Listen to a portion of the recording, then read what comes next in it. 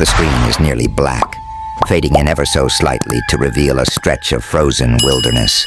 Snowflakes drift through the air, slow and heavy, blanketing the trees like a silent witness. A distant cabin stands alone in the darkness, its single porch light flickering, fighting against the encroaching night. The wind whistles through the trees, carrying a hollow, almost human wail. It's been over 40 years. 40 years since what should have been a quiet family retreat turned into something unspeakable. A night so brutal that even seasoned investigators struggled to comprehend what they were looking at. The details of what happened inside that cabin were sealed away in evidence rooms, discussed in hushed tones by those who had seen them. Some of those officers never spoke about it again, others left the force entirely. But the most disturbing part of this case is not just what happened inside those walls. The camera shifts to old grainy photographs, edges curled, some stained with time. A living room, torn furniture, a dark stain creeping into the wooden floorboards. Another photo, blurred for sensitivity, outlines of figures covered hastily by white sheets, their positions unnatural. It's the unanswered questions, the inconsistencies, the missing pieces of evidence that, according to official reports, were never logged. Even though officers swore they existed, it's the eerie silence that followed, the way certain names disappeared from reports, the way those involved in the case either stepped away or were removed. It's the feeling that whatever happened in that cabin was never meant to be understood.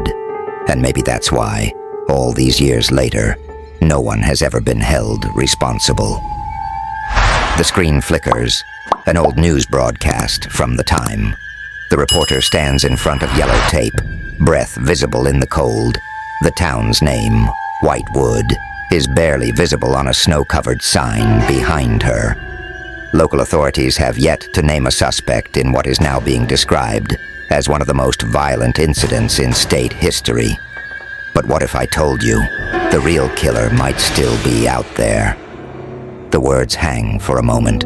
The wind outside the cabin howls again, louder this time, and then silence. The Blackwood family arrived at the lodge on a Thursday afternoon. Snow had started falling in slow, lazy flakes, dusting the roof and clinging to the evergreens that lined the property. The cabin stood alone at the end of a winding road, miles from the nearest town, built for those who wanted solitude. A fireplace, thick wooden beams, large windows that framed the endless forest. It was meant to be peaceful, a place to breathe, to rest. But something was already wrong. No one noticed it at first. The feeling, that quiet pressure in the air, like the silence wasn't just emptiness, but something watching. The kind of silence that stretches too long, waiting for something to fill it. Inside, the family settled in. Richard Blackwood, a mechanic with calloused hands and tired eyes, unpacked the food. His wife, Lillian, stacked firewood near the hearth. Their teenage daughter, Hannah, and her best friend, April, took the upstairs room. And then there was Sam, the youngest, 10 years old, still carrying a stuffed rabbit's missing one ear, a habit he hadn't outgrown. They were supposed to stay for the weekend, 3 nights. They would not make it past the first. By nightfall, the storm had worsened.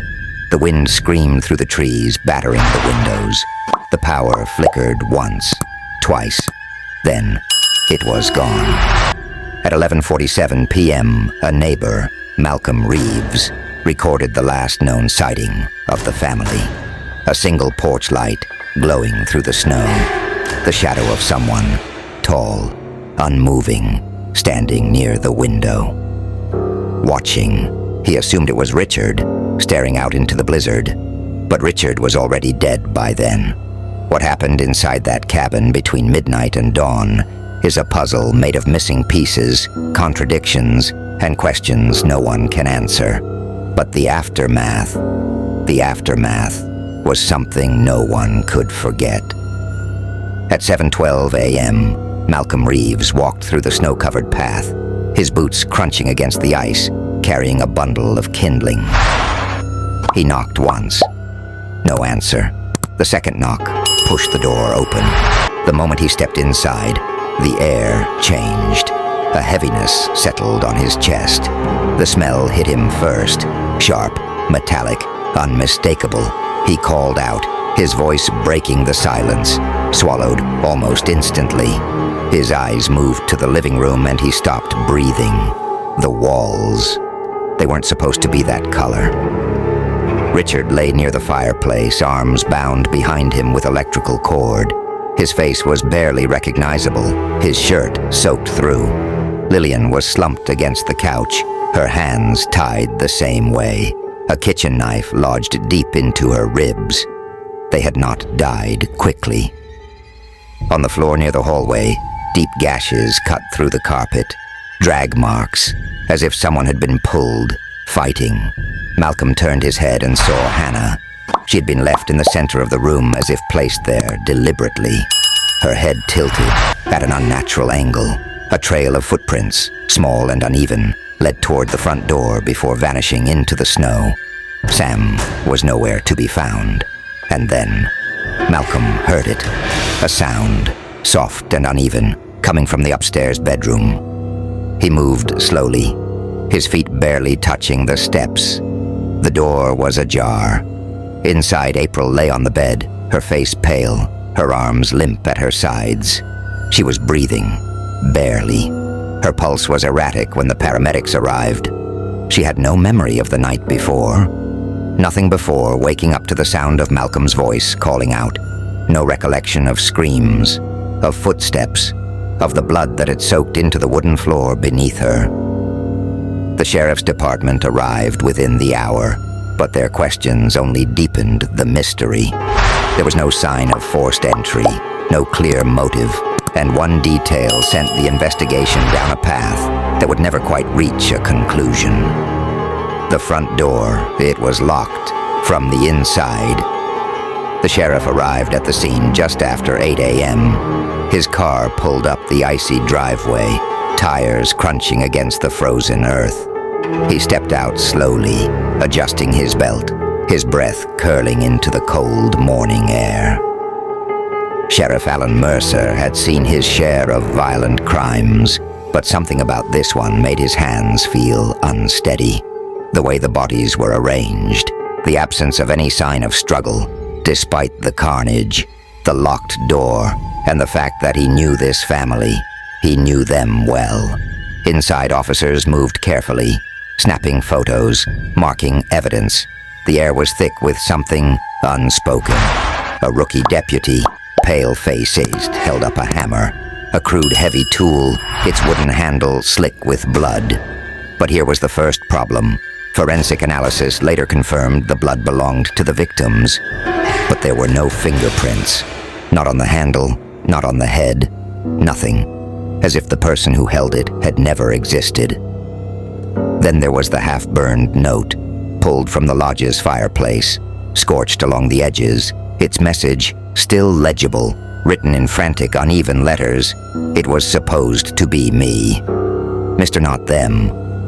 Mercer exhaled slowly, turning it over in his hands. The handwriting was shaky, almost rushed. But who wrote it? And why had it been partially burned? An attempt to destroy it? Or a message meant to be found? As officers combed through the scene, questions piled up faster than answers. There was no forced entry, yet the front door had been locked from inside. The Blackwoods were not tied to any criminal activity, no debts, no grudges that anyone knew of. And yet whoever did this had taken their time. The injuries weren't random, they weren't frenzied, they were controlled. Then there was the sheriff himself. He had known Richard Blackwood for years, knew that their families had once been close. But he didn't say that to his deputies. He didn't mention how long it had been since they last spoke, or why that friendship had fractured. He only said, "We need to move fast. The snow's gonna cover our tracks soon." But as they worked, something else started happening. Something Mercer couldn't explain. First, evidence went missing. Small things at first. A cigarette butt found near the back door, a footprint in the snow. Then larger things. Crime scene photos taken in the first few hours after discovery. Vanished. The coroner's initial report? Delayed. When it finally arrived, it contradicted what officers had seen at the scene. Wounds that had been documented as blunt force trauma were now listed as undetermined. Cause of death, pending further review. But the strangest part was April, the only survivor. She had woken in the hospital 2 days later, confused, frightened. Her memory of that night was blank, nothing but a void. She could recall playing board games with Hannah, hearing the wind rattle against the windows, and then nothing. A blank space where hours should have been, until the dreams started.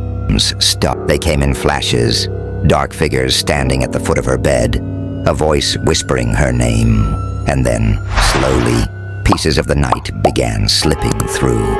A sound downstairs. Hannah getting up to check. A thud. Footsteps climbing the stairs. The door creaking open. The glow of a flashlight moving across the room. And then, one detail that changed everything. She remembered someone speaking. Not a whisper, not a shout. A calm, steady voice. The words clear. Shh. Don't move.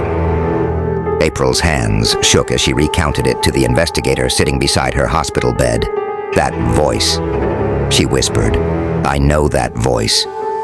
But when asked whose it was, she hesitated. Her eyes flickered to the corner of the room as if she expected someone to be standing there, watching. I can't say," she murmured. "Why not?" April swallowed hard. Her fingers gripped the edge of the blanket. "Because if I do, I don't think I'll wake up tomorrow." The investigator stiffened. He glanced at the door, then back at April. "April, do you think the person who did this is still out there?" A long pause. Then, in a voice barely above a whisper, "I don't think they ever left." The room felt colder. The investigator sat back, the chair creaking beneath him. Outside, in the hallway, Sheriff Mercer stood just out of sight, listening, his face unreadable, his hands curled into fists at his sides. And then slowly, he turned and walked away. A case like this never fades. It lingers. Whispers spread. Details mutate.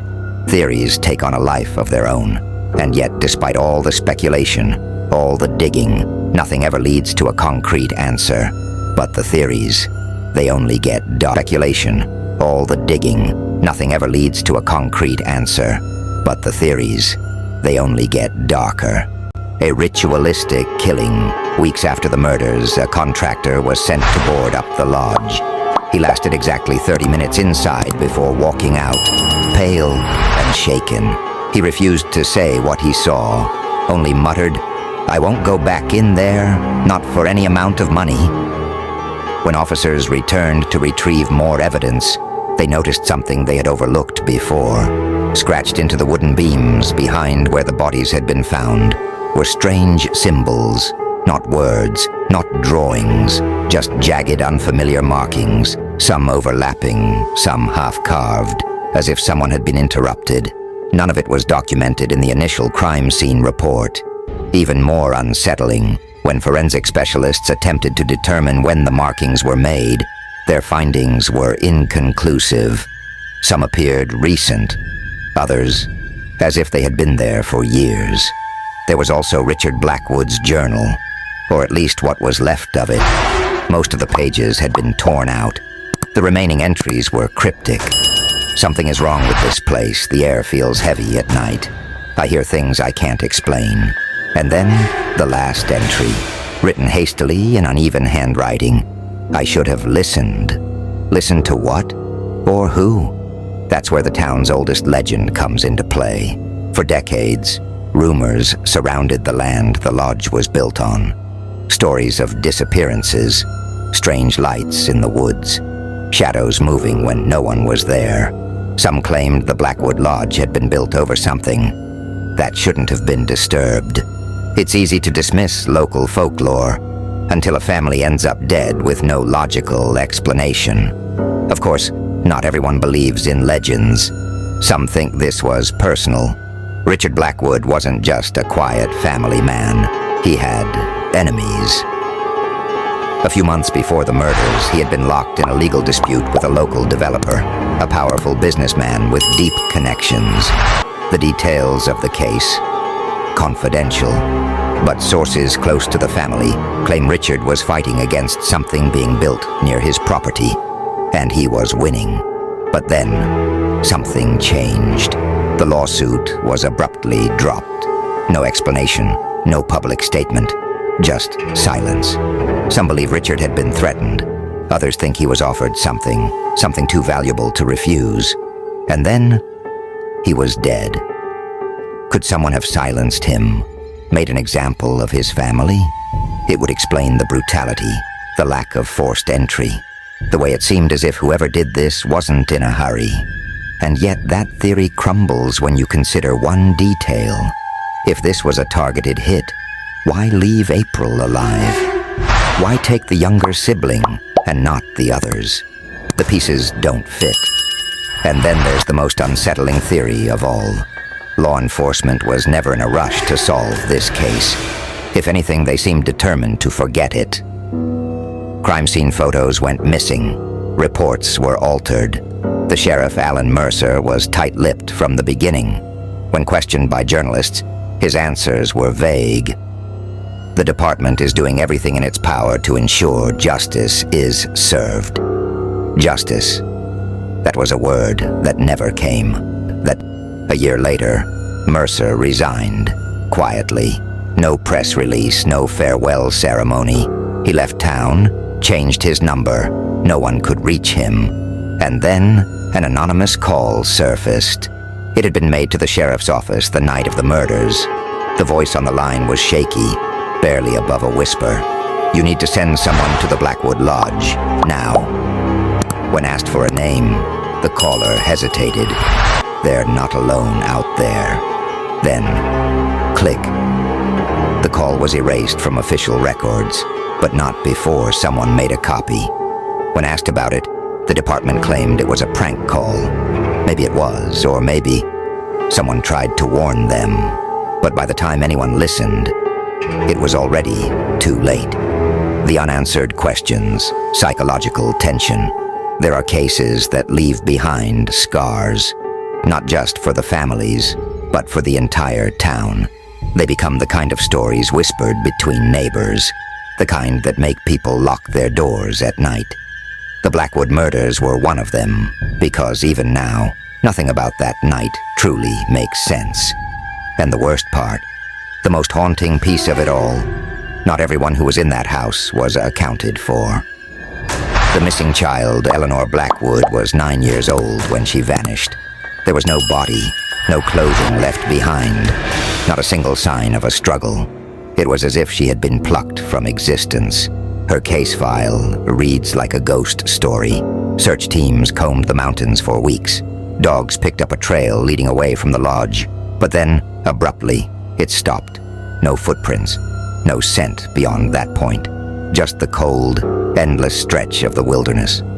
A child that young, in a storm that brutal, wouldn't have survived long on her own. But if she didn't escape, if she didn't run, where did she go? Some believe she was taken, that whoever did this wasn't finished. Others wonder if she saw something she shouldn't have, and someone made sure she was never found. Then, there are those who fear something worse. That Eleanor Blackwood didn't just disappear, that she was never meant to be found. The half-burned note fire doesn't always destroy. Sometimes it preserves. Buried beneath layers of ash in the lodge's fireplace was a crumpled page. The edges were blackened, curling in on themselves like clawed fingers. Only a few words survived. It was supposed to be me. The handwriting didn't match Richard's nor his wife's. It wasn't in April's diary. It didn't belong to any of the known guests. So who wrote it? And more importantly, what did the rest say? Was it a confession? A warning? A final thought before the unimaginable? And why was it burned? Someone at some point had wanted those words erased. But from who? The only survivor, April Blackwood, was found in the guest bedroom, unconscious but alive. No defensive wounds, no injuries, save for a mild concussion. She didn't remember anything. At least that's what she told the police.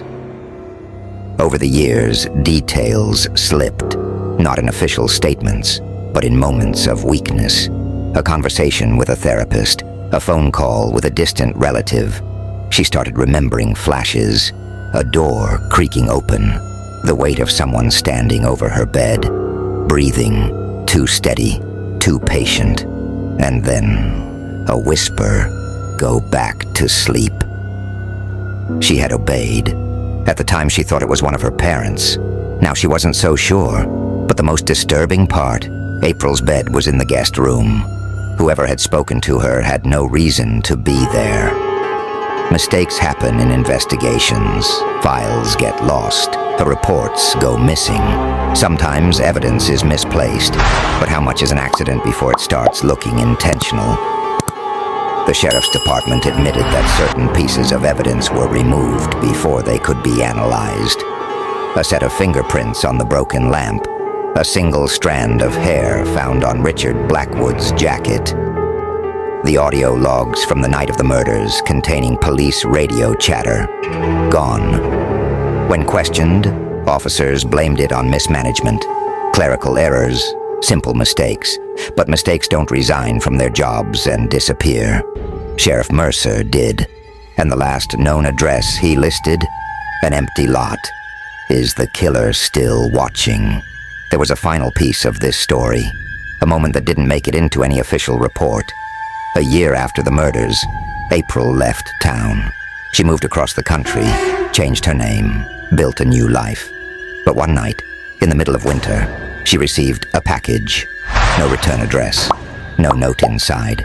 Just a single object, wrapped in plain paper. A child's shoe. Size 4. Eleanor's size.